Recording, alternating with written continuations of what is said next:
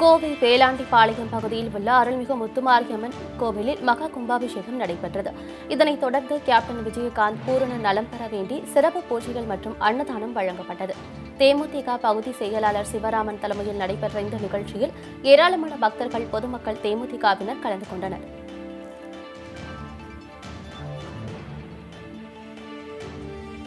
விழுப்புரம் மாவட்டம் திண்டிவனம் அரசு பொது மருத்துவமனையில் புதியதாக கட்டி முடிக்கப்பட்ட ரூபாய் 1,50,00,000 மதிப்பிலான இரத்த சுத்திகரிப்பு பிரிவு மற்றும் சிடி ஸ்கேன் மையம் திறப்பு விழா அரசு மருத்துவமனையில் நடைபெற்றது. இதில் அமைச்சர் சி. வி. சண்முகம் கலந்து கொண்டு சேவையை துவக்கி வைத்தார். கோவையில் சிறை கைதிகளால் நடத்தப்படும் பெட்ரோல் நிலையம் திறக்கப்பட்டது. ஃப்ரீடம் ஃபில்லிங் ஸ்டேஷன் என்ற பெயரில் துவங்கப்பட்ட பெட்ரோல் நிலையத்தை தமிழ்நாடு சிறைத்துறையும் இந்தியன் ஆயில் நிறுவனமும் இணைந்து இதனை நடத்துகின்றன. இதனை கோவை சரக சிறைத்துறை துணைத் தலைவர் அறிவுடை நம்பி துவக்கி வைத்தார். 24 மணி நேரமும் செயல்படும் இந்த பெட்ரோல் பங்கில் 35 சிறை கைதிகள் சுழற்சி அடிப்படையில் பணியில் ஈடுபடுத்த உள்ளதாகவும் இந்தியன் ஆயில் நிறுவனம் சிறை கைதிகளுக்கு ஊதியம் வழங்கும் எனவும் அறிவுடை நம்பி தெரிவித்தார். சேலம் மாவட்டம் மேட்டூர் அடுத்த மேச்சேரி அருகே உள்ள ஸ்ரீ ஆஞ்சநேயர் கோவிலில் கும்பாபிஷேகம் வெகு விமரிசையாக நடைபெற்றது. இதில் கலந்து கொண்ட சென்னை வானிலை ஆய்வு மைய இயக்குநர் பாலச்சந்திரன் செய்தியாளர்களிடம் பேசுகையில், கடந்த ஆண்டு தமிழகத்தில் வழக்கத்திற்கு மாறாக மழை குறைவாக பெய்துள்ளதால் தற்போது வறட்சிக்கான சூழல் ஏற்பட்டுள்ளது என தெரிவித்தார். மேலும் குறைவான மழை காரணமாக பூமியின் ஈரப்பதம் குறைந்ததால் கோடைக்காலம் துவங்குவதற்கு முன்பே வெப்பம் உணரப்படுவதாகவும் கூறினார்.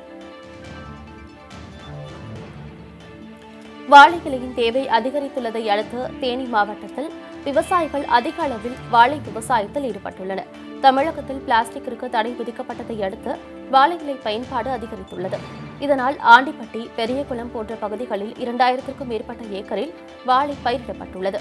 கடந்த ஆண்டு ஒரு இலைக்காட்டின் விலை 200 ரூபாய்க்கு மட்டுமே விலை போன நிலையில் தற்போது 3000 ரூபாய் வரை விற்கப்படுவதால் விவசாயிகள் மகிழ்ச்சி அடைந்துள்ளனர்.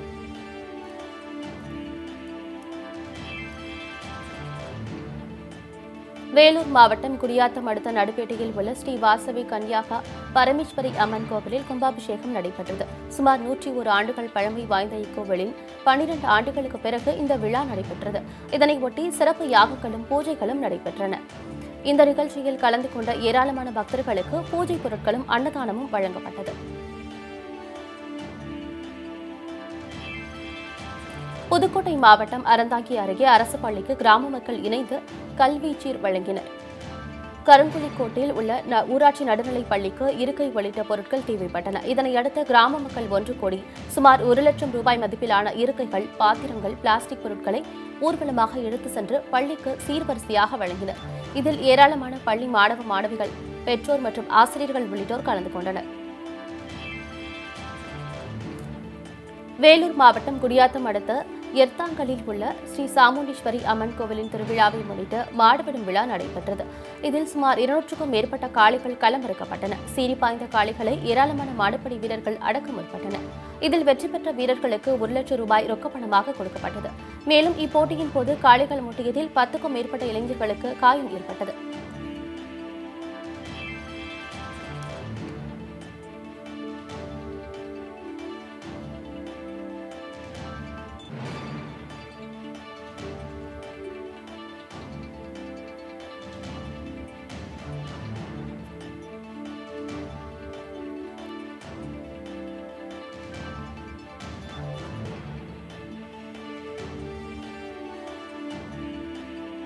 கோவை அரசு மருத்துவமனையில் HIV பாதிக்கப்பட்ட ரத்தம் 2 வயது பெண் குழந்தைக்கு செலுத்தப்பட்டதாக புகார் வந்த நிலையில் பாதிக்கப்பட்ட குழந்தைக்கு அரசு மருத்துவமனையில் உரிய சிகிச்சை அளிக்கவில்லை என குற்றம் சாட்டி கோவை மாவட்ட ஆட்சியரிடம் பெற்றோர்கள் மனு அளித்தனர்.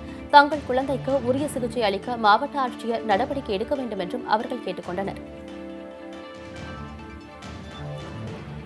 காஞ்சிபுரம் மாவட்டம் திருக்கழுக்குன்றத்தில் உள்ள உயர்நிலைப் பள்ளி கட்டிடத்தை விரைந்து கட்டி முடிக்க தமிழக அரசுக்கு பொதுமக்கள் கோரிக்கை வைத்துள்ளனர்.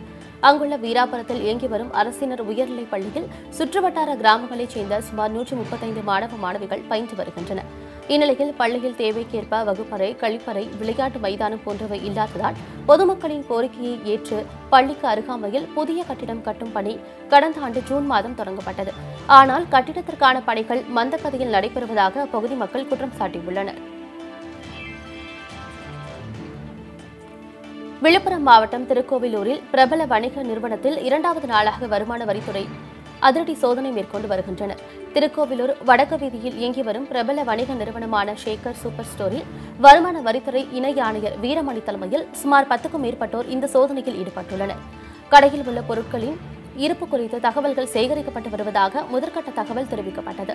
கைப்பற்றப்பட்ட சில முக்கிய ஆவணங்களை வைத்து அவரது வீட்டிலும் சோதனை நடைபெற்று வருகிறது.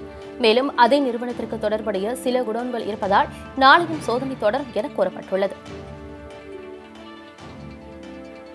பல்வேறு கோரிக்கைகளை வலியுறுத்தி பிஎஸ்என்எல் ஊழியர் சங்கத்தினர் கிருஷ்ணகிரி லண்டன்பேட்டை பிஎஸ்என்எல் அலுவலகம் முன்பு கண்டன ஆர்ப்பாட்டத்தில் ஈடுபட்டனர். 4G அலைக்கற்றையை அம்பானிக்கு தாரை பார்ப்பதை மத்திய அரசு கைவிட வேண்டும் என்று வலியுறுத்தினர். மேலும் பிஎஸ்என்எல் நிறுவனத்திற்கு 4G சேவை வழங்க வேண்டும், பிஎஸ்என்எல் டவர்களை தனியார் நிறுவனங்களுக்கு வாடகைக்கு கொடுக்கும் திட்டத்தை மத்திய அரசு கைவிட வேண்டும் உள்ளிட்ட கோரிக்கைகளை அப்போது அவர்கள் முன்வைத்தனர். நாகை மாவட்டம் சீர்காழி அருகே கேல் நிறுவனம் எண்ணெய் மற்றும் எரிவாயு குழாய் அமைக்கும் பணிக்கு கிராம மக்கள் எதிர்ப்பு தெரிவித்தனர். வேட்டங்குடி கிராமத்தில் குழாய் பதிப்பதற்காக ராட்சத குழாய்களை கெயில் நிறுவனம் கொண்டு வந்தது. அப்போது பொதுமக்கள் எதிர்ப்பு தெரிவித்ததால் சம்பவ இடத்திற்கு வந்த அதிகாரிகள் அமைதி பேச்சுவார்த்தை நடத்தினர். குழாய் பதிக்கும் இடங்களை அளவீடு செய்து நிலத்துக்கும் பயிருக்கும் உரிய இழப்பீடு வழங்கிய பின்னரே பணிகளை தொடங்க வேண்டும் என சுமூக தீர்வு காணப்பட்டது. மேலும் அடுத்த 3 நாட்களுக்குள் எந்த பணியும் தொடங்க மாட்டோம் என கெயில் நிறுவன அதிகாரிகளும் உறுதியளித்துள்ளனர். திருவள்ளூர் அருகே ஊத்துக்கோட்டை பேரூராட்சி சார்பில் அனைத்துக் கட்சி கூட்டம் நடைபெற்றது. ஊத்துக்கோட்டை பேரூராட்சியின் செயல் அலுவலர் ஜெயக்குமார் மற்றும் காவல் துணை கண்காணிப்பாளர் சந்திரதாசன் தலைமையில் நடைபெற்ற இந்த கூட்டத்தில் உயர்நீதிமன்ற உத்தரவுப்படி எந்த கட்சி தொண்டர்களும் பேனர் வைக்கக்கூடாது, மக்களுக்கு இடையூறு செய்யும் செயல்களை செய்யக்கூடாது உள்ளிட்ட பல்வேறு அறிவுரைகள் வழங்கப்பட்டன. திருப்பூர் மாவட்டம் தாராபுரத்தை அடுத்துள்ள மூலனூர் பகுதியில் கலப்பட டீத்தூள் விற்கப்படுவதாக உணவு பாதுகாப்புத்துறை அதிகாரிகளுக்கு தகவல் வந்துள்ளது. இதையடுத்து ஆய்வாளர் ராமச்சந்திரன் நடத்திய சோதனையில் பேக்கரி மற்றும் கடைகளுக்கு டீத்தூள் விநியோகம் செய்யும் ஆனந்த்ராஜ் என்பவரது வீட்டில் 100 கிலோ கலப்பட டீத்தூள் பதுக்கி வைக்கப்பட்டிருந்தது கண்டுபிடிக்கப்பட்டது. அதனை பறிமுதல் செய்த அதிகாரிகள் அதுகுறித்து ஆனந்தராஜிடம் விசாரணை நடத்தி வருகின்றனர்.